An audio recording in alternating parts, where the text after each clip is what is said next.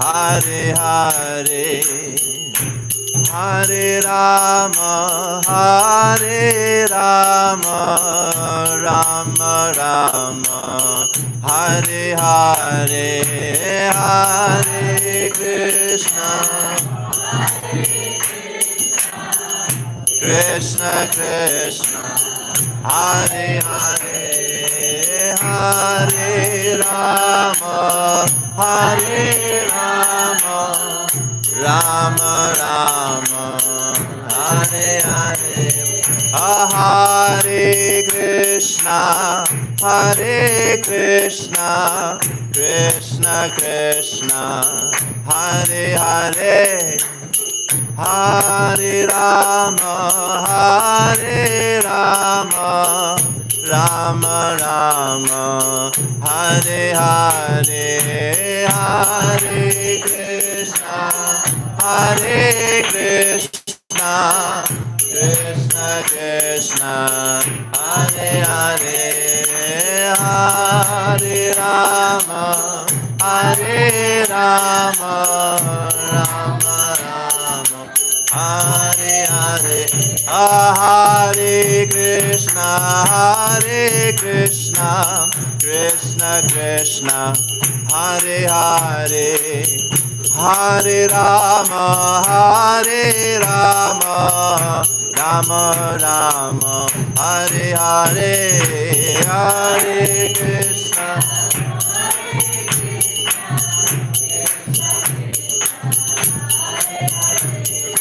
Hare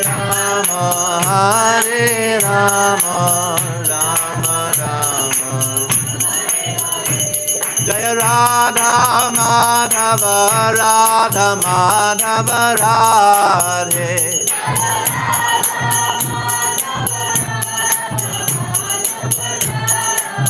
Jaya Gauranitai, Gauranitai, Gauranitai, Jaya Gauranitai.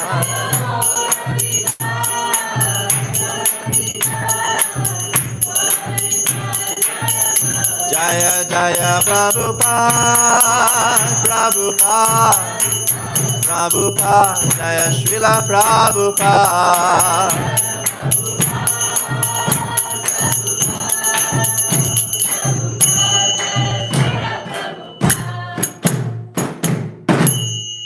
Srila Prabhupada ki, Shri Shri Gaura Nitai ki, Shri Shri Radha Madhava ki, Nitai Gaura Premanande Hari Hari Bo.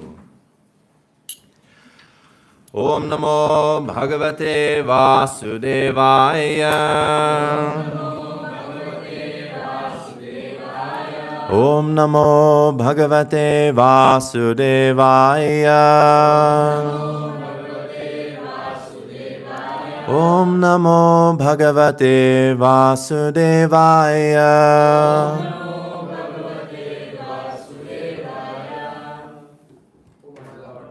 All pervading personality of Godhead, I offer my respectful obeisances unto you. Narayanam namaskritya naram chaiva narottamam devim saraswatim vyasam tato jayamudirayet. Before reciting the Srimad Bhagavatam, which is the very means of conquest, one should offer respectful obeisances unto the personality of Godhead, Narayan, unto Nara Narayana Rishi, the supermost human being, unto Mother Saraswati, the goddess of learning, and unto Srila Vyasadeva, the author. Nasta Preshu Abhadreshu Nityam Bhagavata Sevaya Bhagavati Uttama Shloke Bhaktir Bhavati Naishtiki. By regular attendance in classes on the Bhagavatam and by rendering of service to the pure devotee, all that is troublesome to the heart is almost completely destroyed, and loving service unto the personality of Godhead, who is praised with transcendental songs, is established as an irrevocable fact. Jnanatimirandhasya jnananjana shalakaya chakshurun militam yena tasmai Shri Gurave Namaha. I was born in the darkest of ignorance, and my spiritual master opened my eyes with the torchlight of knowledge. I offer my respectful obeisances unto him. So, we're reading from 10th Canto, Chapter 8, verses 1 to 10.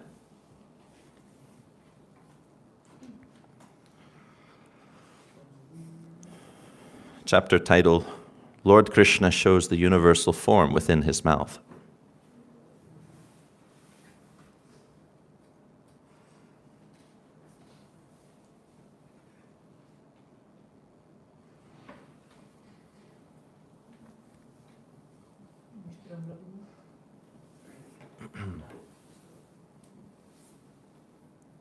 Sukadev Goswami said, O Maharaj Parikshit, the priest of the Yadu dynasty, namely Garga Muni, who was highly elevated in austerity and penance, was then inspired by Vasudeva to go see Nanda Maharaj at his home. When Nanda Maharaj saw Garga Muni present at his home, Nanda was so pleased that he stood up to receive him with folded hands.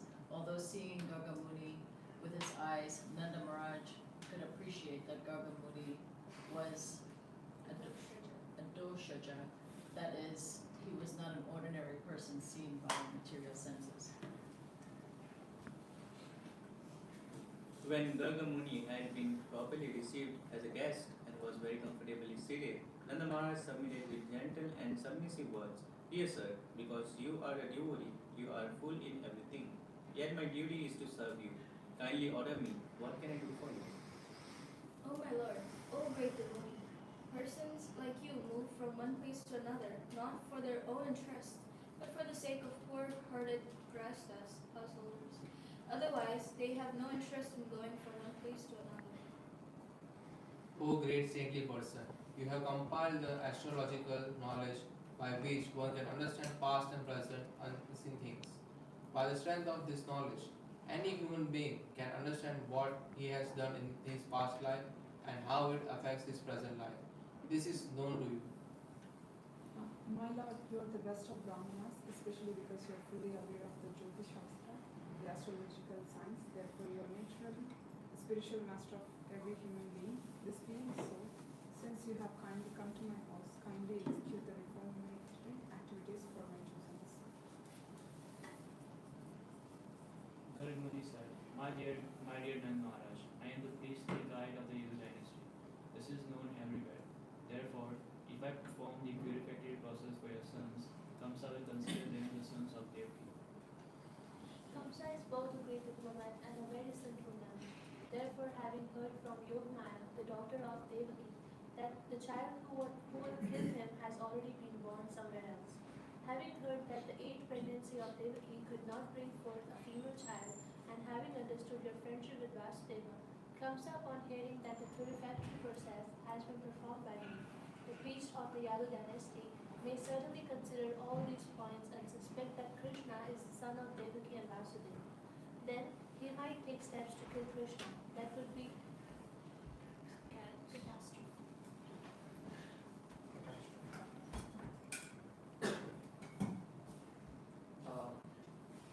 We read until 9. What? Yeah. I mean, okay, 10 is the verse we're going to read from. So we can just go right into the verse.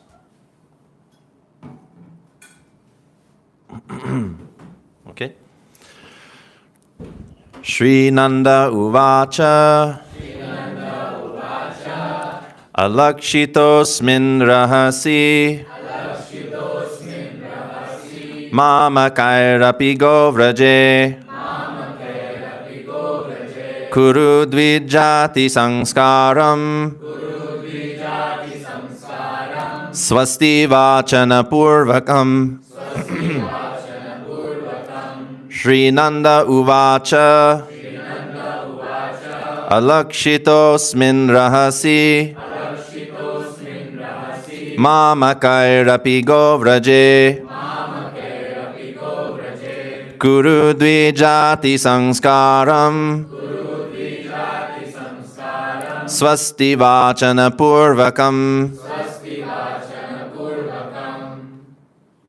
Srinanda Uvacha Srinanda Uvacha Alakshitosmin Rahasi Alakshitosmin Rahasi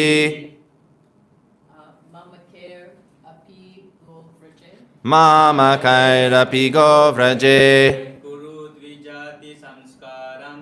Guru Dvijati Samskaram. Swasti Vachana Purvakam. Swasti Vachana Purvakam. Srinanda Uvacha Srinanda Uvacha. Alakshitosmin Rahasi Alakshitosmin Rahasi. Mamakairapi go vraje. Guru Dvijati Samskaram.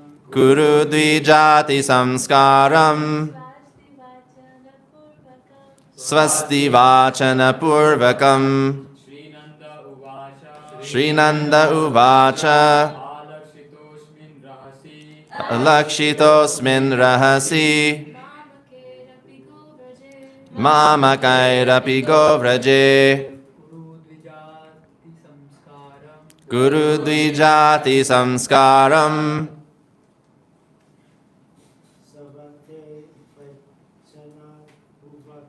Swasti Vachana Purvakam. Okay. Srinanda Uvacha. Alakshitosmin Rahasi. Mamakairapi go vraje. Guru Dvijati Samskaram. Swasti Vachana Purvakam. Srinanda Uvacha. Alakshitosmin Rahasi. Mamakairapi go vraje. Samskaram Swasti Vachana Purvakam. Srinanda Uvacha. Nanda Maharaj said to Garga Muni, Alakshitaha, without Kamsa's knowledge, Asmin, in this cowshed, Rahasi, in a very solitary place, Mamakaihi, even by my relatives, Api, a still more secluded place, Govraje, in the cowshed, Kuru, just execute. Dvijati Sanskaram, the purificatory process of second birth. Sangskarad bhaved dvijaha. It's nice, he just inserts a verse in the... Okay. Swasti Vachana Purvakam. By chanting the Vedic hymns, to perform the purificatory process.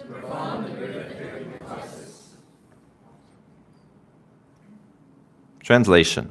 Nanda Maharaj said, well, altogether I guess for the translation, my dear great sage, if you think that your performing this process of purification will make Kamsa suspicious, then secretly chant the Vedic hymns and perform the purifying process of second birth here in the cowshed of my house, without the knowledge of anyone else, even my relatives, for this process of purification is essential.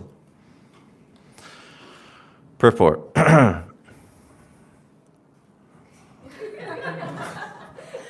Okay, go ahead. Nanda Maharaj did not like the idea of avoiding the purificatory process. Despite the many obstacles, he wanted to take advantage of Garga Muni's presence and do what was needed.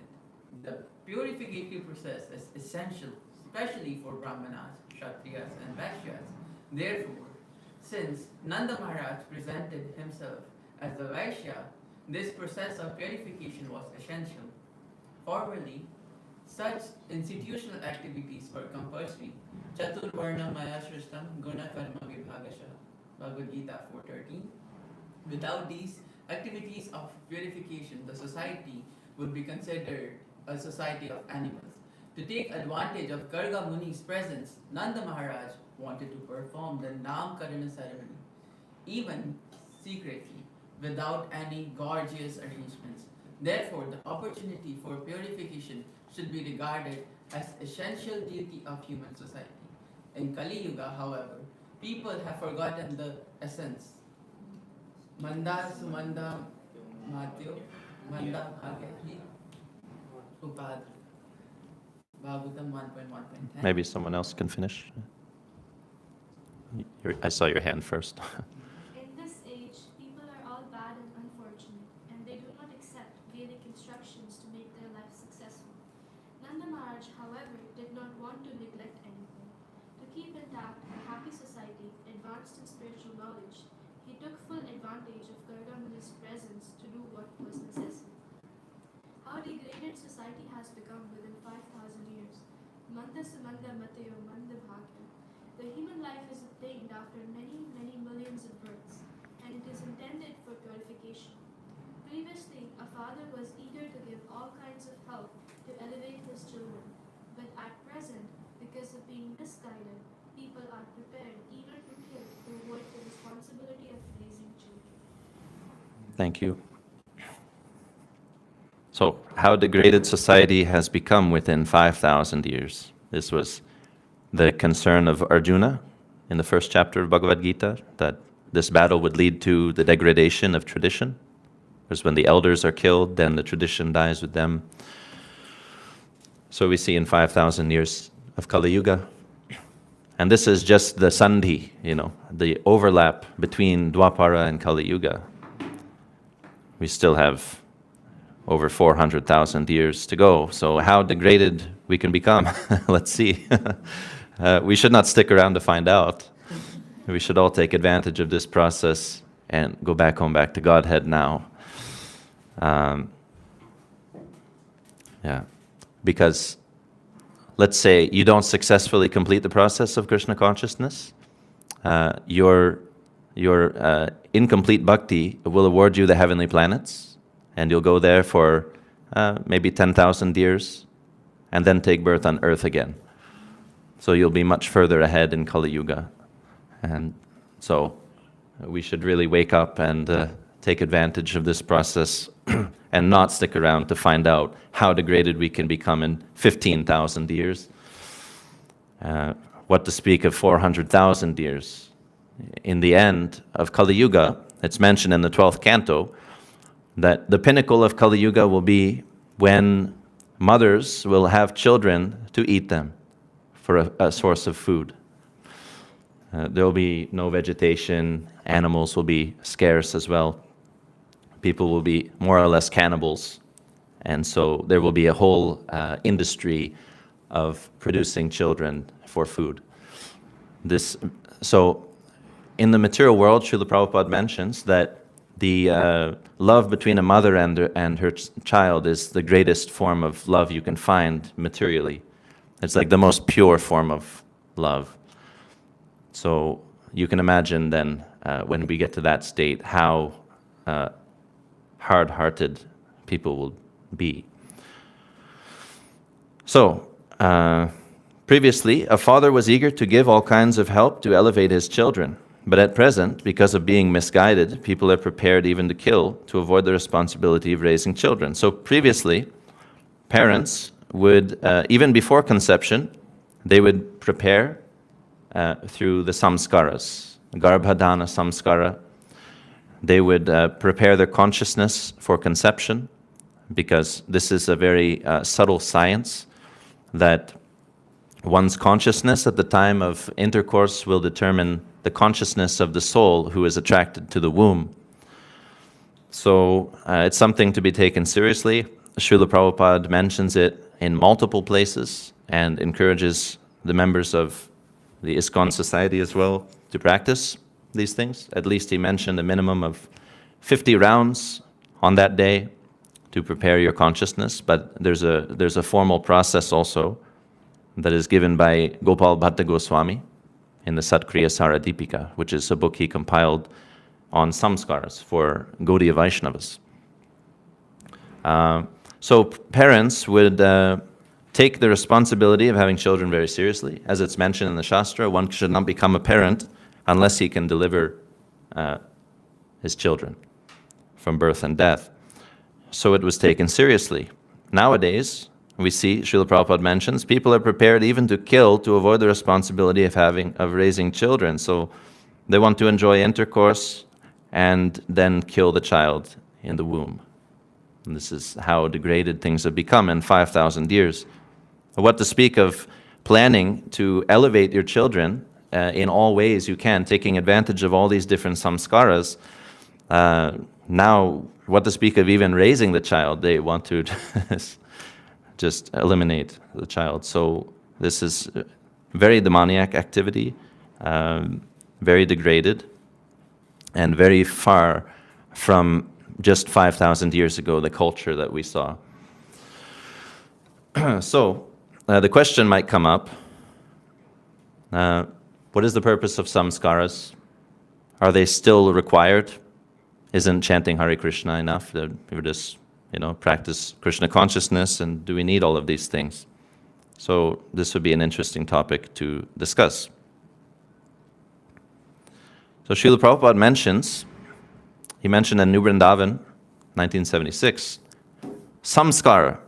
The real aim is to bring the rascal to the platform of knowledge. That is called samskara. Janmana jayate shudra. By birth, everyone is the same. Shudras means without any knowledge. But the samskara means shudra, rascal, without any knowledge of spiritual life, to gradually bring him to the spiritual platform. That is called samskara. And samskarad bhaved dvijaha. That is essential. So samskaras, the point is purification. We are conditioned in this world in so many ways.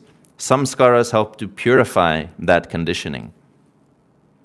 So Garbhadan, first of all, sets the family up to receive very elevated personality, matching that consciousness. Then you have others like the Simantanayana samskar, which is to give a good intelligence to the child, and the Anaprashan ceremony to give good health, digestive health to the child. There are so many material benefits that these bring. Spiritually, though, also, it's a source of, or a cause of the community coming together to glorify the Lord, to hear and chant, to worship the Lord together. So it's just more opportunities for communities to strengthen their relationships, and all centered around Krishna. And the child then gets the benefit of, at every major event, every milestone of his life, every rite of passage is centered around Krishna. So he grows up completely surrounded by Krishna consciousness. So it's a very beneficial practice even from that point of view. But materially, there are benefits in terms of health, intelligence, and so on. Srimad Bhagavatam, Chapter 1, Canto 1, Chapter 12, Text 13. There's a nice passage there. Maybe you can pull it up on the screen. Canto 1, Chapter 12, Text 13. It's the purport.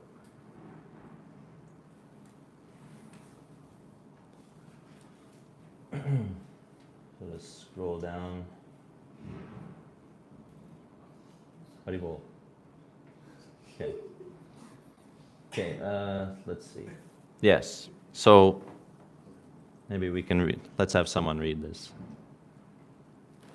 Okay, you wanted last time, yeah. There's a need for a good and intelligent class of brahmanas who are expert in performing the purificatory process prescribed in the system of Varnashram Dharma. Unless such purificatory processes are performed, there is no possibility of good population. And in the age of Kali, the population all over the world is of Shudra quality or lower for want of this purificatory process. This is not possible, however, to revive the Vedic process. It is not possible to, however, revive the Vedic process of purification in this age for want of proper facilities and good brahmanas. But there is a Pancharatrika system. As it is, please. As it is, yeah. System also recommended for the sage. The Pancharatrika system acts on the Shudra class of men, supposedly the population of the Kali Yuga, and it is prescribed in purificatory process suitable to the age and time.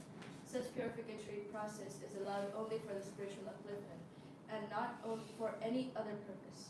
Spiritual upliftment is never conditioned by higher. Okay. Someone else can continue the next paragraph. Prabhu. Yeah. After the Garbhadana purificatory process, there are certain other samskaras like Simantonanyana, Bhakshanam, etc. During the period of pregnancy and when the child is born, the first purificatory process is Jata Karma.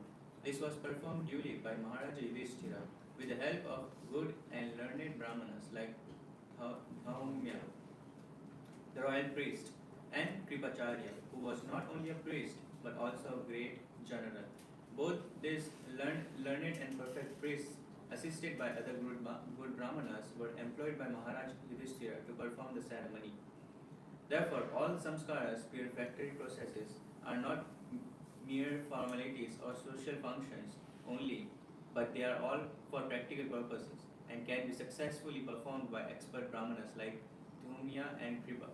Such Brahmanas are not only rare but also not available in this age, and therefore for the process of spiritual upliftment in this fallen age, the Goswamis prefer to the purificatory process under Pancharatrika formulas through the Vedic rites. Okay, we'll stop here. That's all. It's very interesting. So Srila Prabhupada mentions there's a need. There's a need for Brahmanas who are qualified. By Brahmanas, of course, he means Brahmana Vaishnavas. That they should be trained in how to perform these ceremonies. And he mentions that the Vedic process of samskaras is not, he says it is not possible, however, to revive the Vedic process of purification in this age for want of proper facilities and good brahmanas. But there is the Pancharatric system, also recommended for this age. And at the end, he mentions that such brahmanas are not only rare, but also not available in this age, and therefore, for the purpose of spiritual upliftment in this fallen age, the Goswamis prefer the purificatory processes under Pancharatric formulas to the Vedic rites. So we'll discuss this a little bit. What is the difference between Vedic rites and Pancharatric? But it's clear that Srila Prabhupada wanted such ceremonies to be performed, that he valued them, he saw the value. He mentioned in many, many other places as well. This is just one example. So in Chaitanya Charitamrita, Adi 17:163, there's a verse. Kali kale taiche shakti nahika brahmane ataiva gobadha keha na kore ekhane. Formerly, there were powerful brahmanas who could make such experiments using Vedic hymns. But now, because of the Kali Yuga, brahmanas are not so powerful. Therefore, the killing of cows and bulls for rejuvenation is forbidden. So certain ceremonies, animal sacrifices, they're forbidden in this age. Why? Because in Kali Yuga, there is a lack of qualified Brahmins. They don't have the purity. In the Vishnu Yamala Tantra, which is quoted in Hari Bhakti Vilas, it mentions, in the Satya Yuga, rules and regulations were based on the Vedas. In the Treta Yuga, they were based on the Smriti literature. In the Dwapara Yuga, they were based on the Puranas. And in the Kali Yuga, they are based on the Agamas. The Agamas includes Pancharatra, Tantras, and the Agama literature. It's a category of literature, the Upasana literature. So you have these three divisions, Trikanda, the Karma Kanda, Jnana Kanda, and Upasana Kanda. So Upasana Kanda, those literature are the Agamas, Tantras, Agamas, Pancharatras. They describe deity worship. Pancharatra means deity worship, and the whole lifestyle surrounding deity worship. Everything we do in the temple here, from morning till night, is Pancharatric. And it's all described in scriptures like Narada Pancharatra and other tantras, which were compiled in the Hari Bhakti Vilas by Sanatana Goswami and Gopal Bhatta Goswami. Then it says, Brahmanas born in Kali Yuga are impure, just like Shudras. They should become purified by following the rules and regulations that are prescribed in the Agamas, because they cannot achieve the same result by following the Vedic rules and regulations. So they don't have the adhikar. Practically no one presently has the qualification to follow strictly the Vedic process. We need to take also help of the Pancharatric. So as devotees, so we have these three paths or three, margs that are often mentioned: the Bhagavat, Pancharatrik, and the Vedic. The Bhagavat is our direct connection with Krishna, such as Shravanam, Kirtanam, just, direct devotional service. Pancharatra is the same devotional service in a regulated schedule, in a regulated way. Yeah? So Bhagavat implies that you have a desire to do those activities, you're doing it spontaneously, so like the Raga Nuga platform. Pancharatra is Vaidhi, so it means you're doing those things in a regulated way, which are not necessarily because you have a desire internally, but because the injunctions of Scripture instruct you to do so, or your spiritual master instructs you to do so. And then the Vedic includes everything outside of the deity worship, which includes your occupation, your family life, and things like this. That's governed by the Varnashram principles. Yeah. So you have these layers.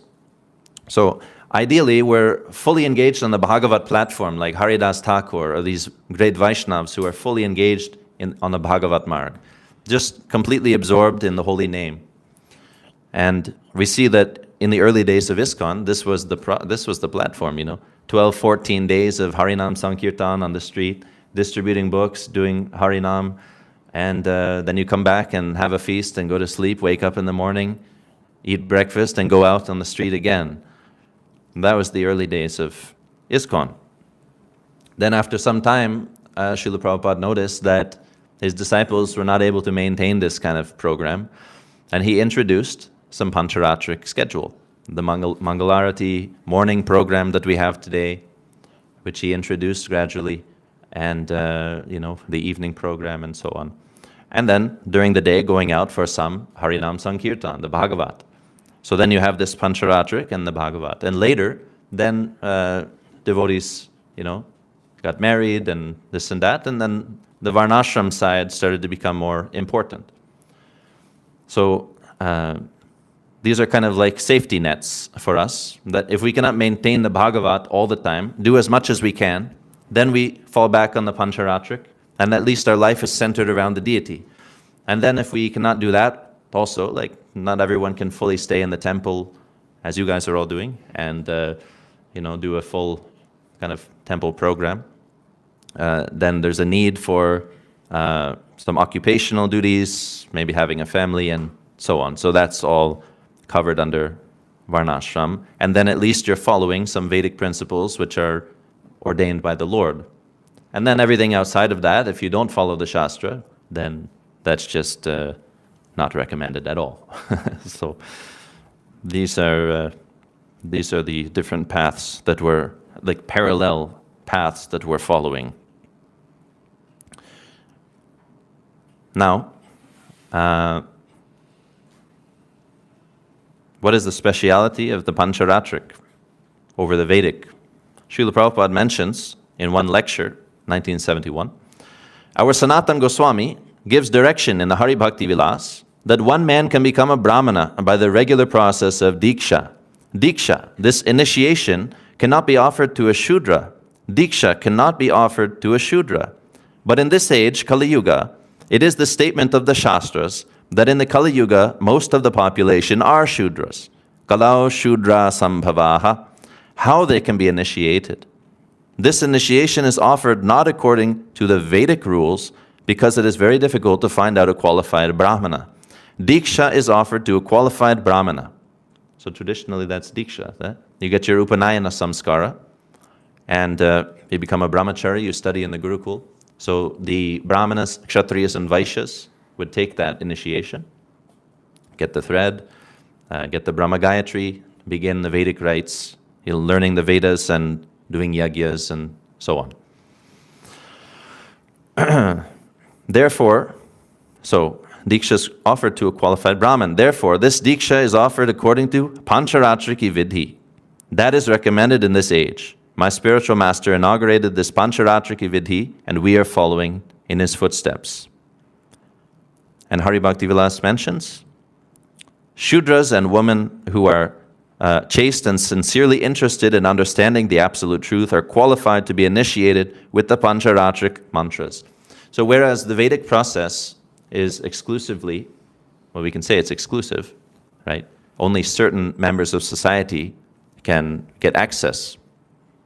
Men within those 3 varnas, especially coming from good families that performed the prior samskaras, garbhadan and so on. So even if you didn't perform those samskaras and you're coming from a Brahmin family, you would not be eligible for Upanayanam. You would not get Diksha.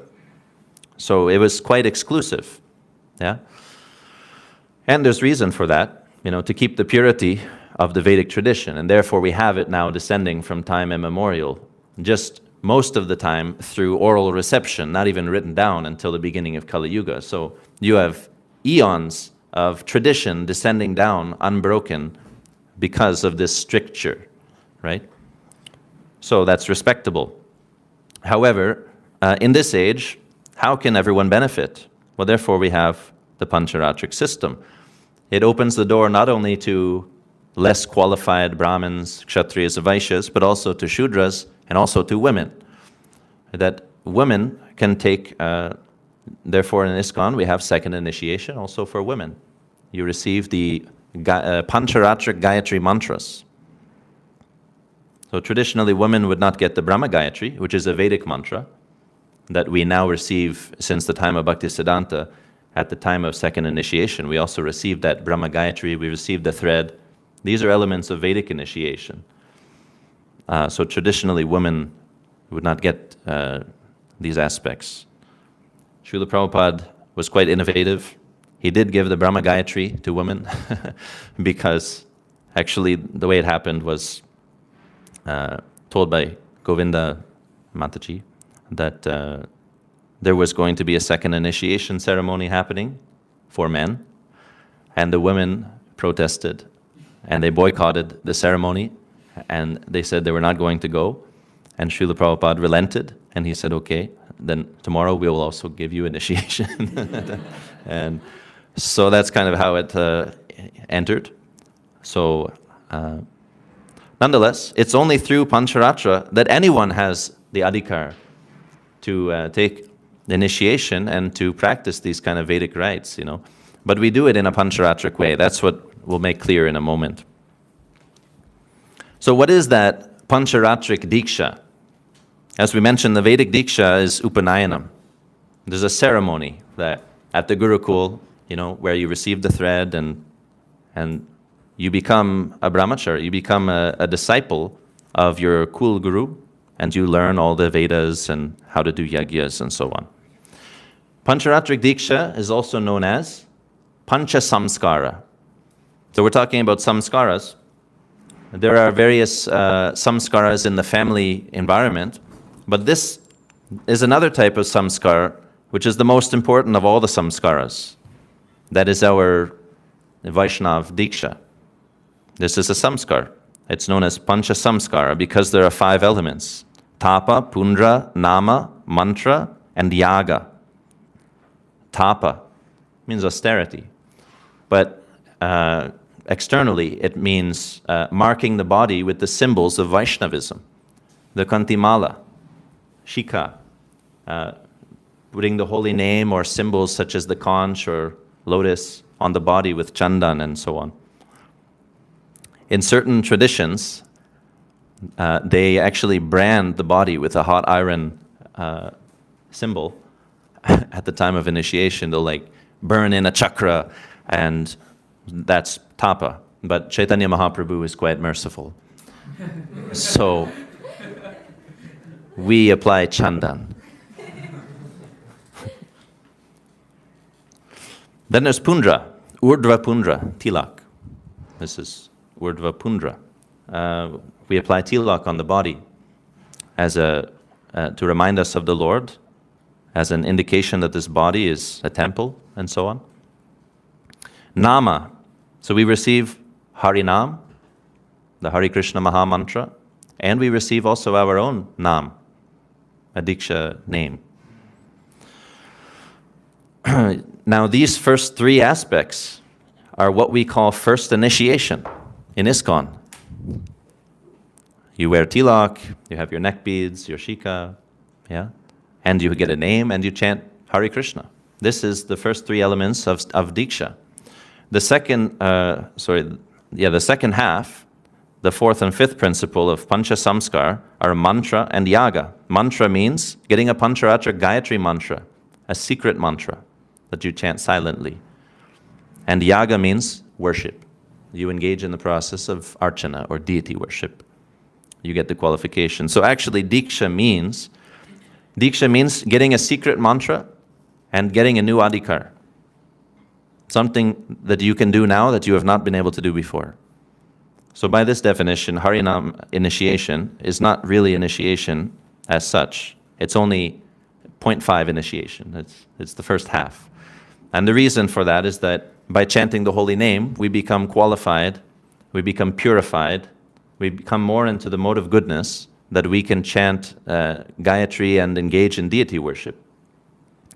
That's why Bhaktisiddhanta Saraswati Thakur broke it up in that way, because of the lack of adhikar of the disciples, of the candidates for initiation. So it's a very effective system.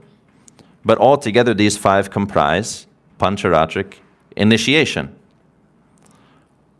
Bhaktivinoda Thakur mentions in an article called Pancha Samskara, where he talks about these five elements of initiation, he says, some people think that to achieve prema, one does not need any samskaras. Such a belief is delusional. By turning away from Bhagavan, the bound jiva has gradually mutated, and without full purification or samskara, they cannot attain their swarup or inherent nature.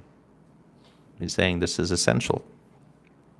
What other means is there to achieve one's swarup?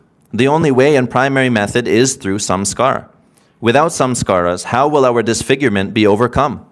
If one does not perceive any disfigurement in someone, then it may be considered that due to the Guru's grace from past lives, they have received the samskaras. By it, as we say, janme janme, Prabhu say, birth after birth. So it means in a previous life, they've already gone through this process. By attaining their swarup through the influence of these samskaras, such pure prema has manifested. Alternatively, we may think that such a person, through the inconceivable power of Bhagavan's grace, has been purified in an imperceptible manner, as we saw in Putana, Kripa Siddha. No matter what reason is applied, samskaras should never be neglected. However, in relation to liberated jivas who are traversing this mundane world, samskaras are not necessary for them because they are not distorted. Therefore, we see, for example, the 6 Goswamis. They're disciples of Chaitanya Mahaprabhu, but they never took any initiation. We don't see Rupa and Sanatan. He gave them a name, but what else? There was no initiation. Yeah, and there are many examples. Liberated souls, they simply follow shiksha. That's the initiation. There's no need for diksha because they're already on the Bhagavat mark. Why do they need Pancharatric initiation if they're fully established on the Bhagavat platform? So we see externally that they don't go through this process of samskara. That's because they already are siddha. So, however, he says, let's see, I'm just skipping ahead on this a little bit. Yes. If a person experiences prema in this life due to the influence of the samskaras of his previous births, he will not reject the necessity of samskaras and refuse to accept them. Rather, for the welfare of ordinary people, he will accept the samskara process in order to set an example to the world. So even great souls who don't necessarily need to go through that process of initiation, they still do so to set an example. Yeah? Srila Prabhupada, Bhaktisiddhanta, Bhaktivinoda Thakur, all of our acharyas are nitya siddhas. They're coming from the spiritual world to preach. But to set an example, they go through this procedure. And here, this acharya, Srila Bhaktivinoda Thakur, is saying it's imperative. It's essential.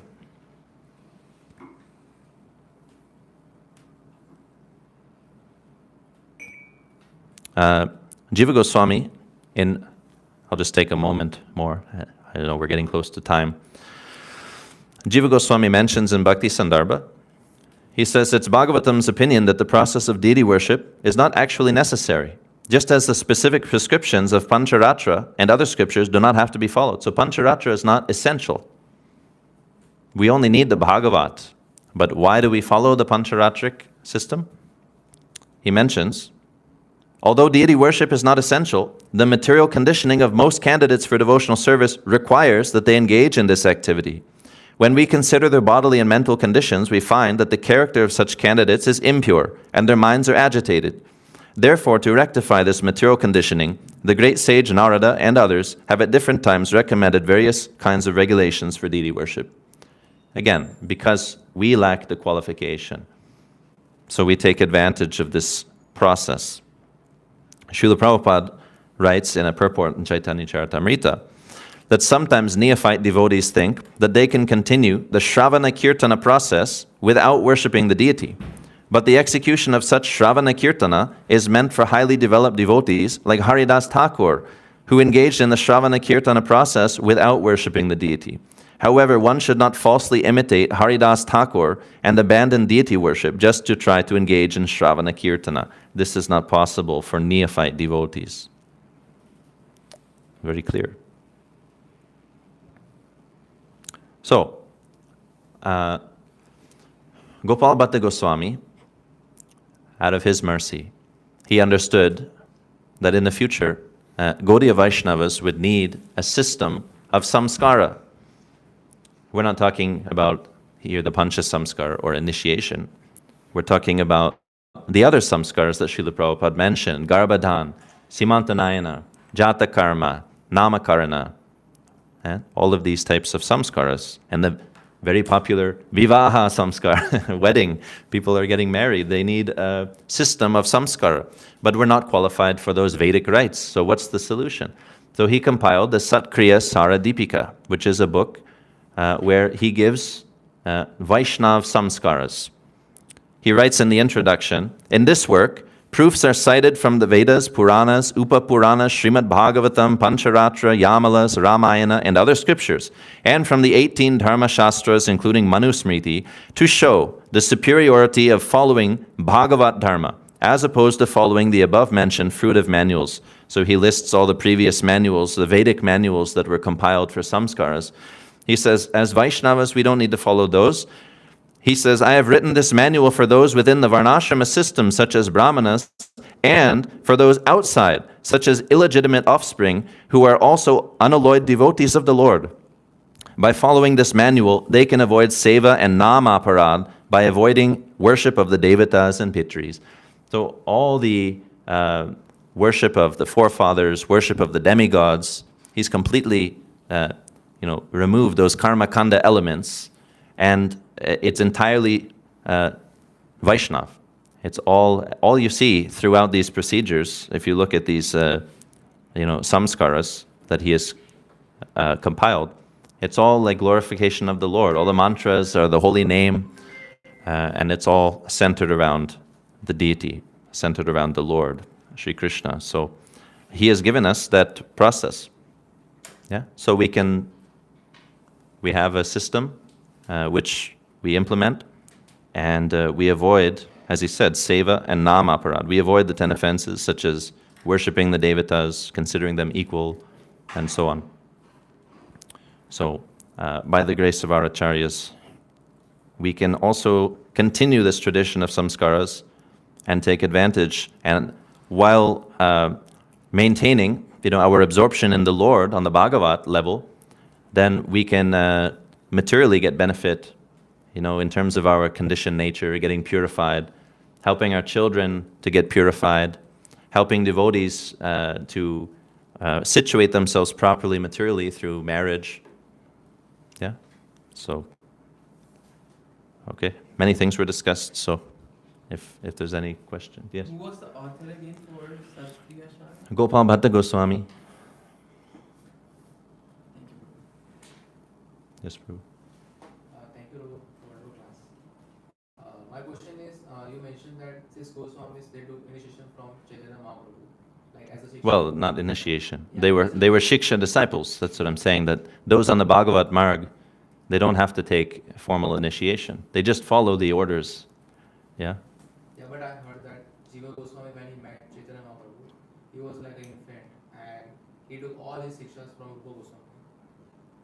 Yeah, no, I mean, just like we are Shiksha disciples of Srila Prabhupada in ISKCON, like we're still, right? So Shiksha is not bound by personal contact or anything like this. But still, the six Goswamis, we consider them to be the primary followers of Chaitanya Mahaprabhu.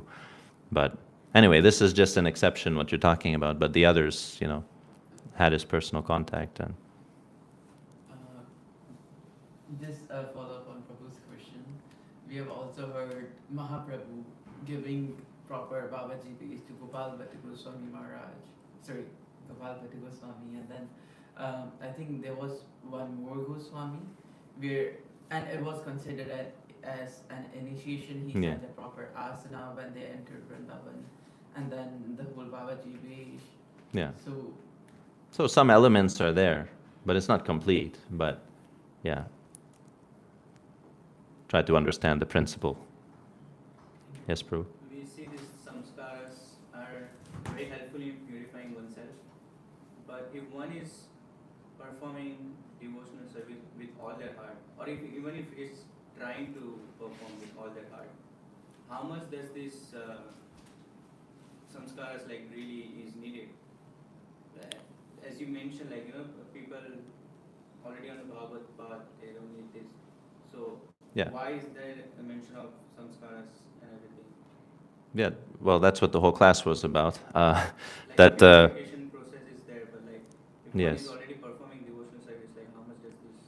Yeah, because in our execution of devotional service, we may not be performing it in a very pure way, so the purification will take a very long time. So we take all the help that we can get. Yeah. The point is that we should not consider ourselves to be situated on the Bhagavad platform like Haridas Thakur, where we can fully take advantage of just direct devotional service. We engage as much as we can, but if you find that most of your day is not spent in devotional service, you probably need to take advantage of samskaras. Yeah. If you're not chanting, 22 hours a day like Haridas Thakur and not a care in the world and never talking about anything other than Krishna, never thinking about anything other than Krishna, not thinking about the opposite sex at all, you understand? Yes. This is the kind of people that don't need to take advantage of these things because they've already attained the benefit of those things. Yeah, so something less is included in something greater. The principle of sambhava. If you have $100, you have $10 also. So it's the whole point of many of these statements. The point being made was that, yes, they're not essential, but for those who are not pure, they're very much needed for them. They're not essential means for a certain category of people. We may or may not be in that category.